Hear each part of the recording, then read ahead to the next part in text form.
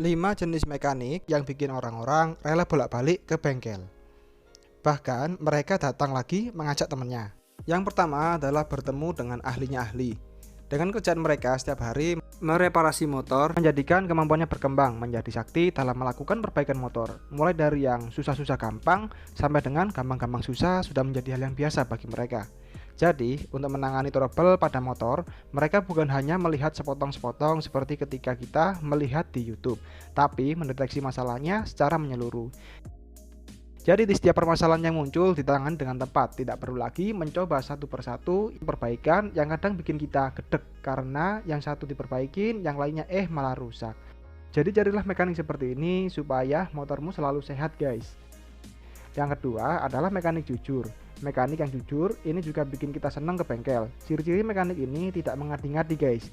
Kalau menjelaskan perbaikannya ya sesuai dengan masalah yang ada, bukan mengganti part-part yang tidak diperlukan. Dan mereka tidak akan pernah berbohong hanya untuk mengejar target dan menghabiskan stok barang yang ada.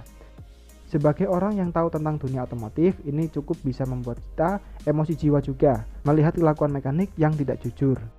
Mekanik yang jujur, dia menjelaskan sesuai dengan perbaikan yang seharusnya, tidak menambah-nambahi perbaikan yang tidak diperlukan, kecuali customernya yang minta.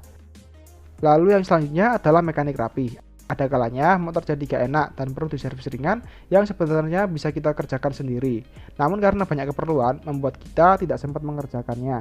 Nah, ke mekanik rapi inilah solusinya. Kalau di tangan mekanik ini kita bisa tenang karena skillnya di atas kita. Karena jika jiwa bengkel kita tidak tumbuh dengan baik, itu bisa membuat kejadian baut hilang, bodi tergores, baut slack, dan lain-lain ketika kita melakukan servis sendiri. Apalagi kalau pikiran kita lagi kesel, bukannya tambah benar, tuh motor tambah makin rusak. Lalu yang selanjutnya adalah bercandaannya yang sefrekuensi. Ini kebalikan dari mekanik yang sukanya ngegas, entah itu karena bawaan lahir atau karena pikirannya lagi gak karuan. Kalau mereka ini kerjanya di bawah happy terus, guys. Terus didukung juga sesama rekan mekanik di bengkel itu yang pada suka bercanda. Kalau ketemu mekanik beginian, ke bengkel gak cuma pas motor lewat aja. Kalau pikiran lagi berat, ke bengkel ini pun bisa meredakan kerutan yang sedang kita alami. Yang kelima, mendapatkan teman baru dari pelanggan bengkel itu. Kita bisa bertemu dengan teman-teman yang suka touring dan akhirnya bisa touring bareng atau bahkan ikut komunitasnya. Lalu yang suka modif bisa dapat juga teman sesama pemodif. Lalu bisa mendirikan sebuah komunitas modif ataupun bisa mengikuti antar komunitas. Itulah beberapa hal yang membuat kita rela bolak-balik ke bengkel, bahkan mengajak teman kita untuk ke bengkel itu. Ya, yang kita bahas ini adalah hal-hal yang berkaitan dengan bengkel dan juga mekaniknya. Bukan membahas mbak-mbak sales counter atau kasirnya ya.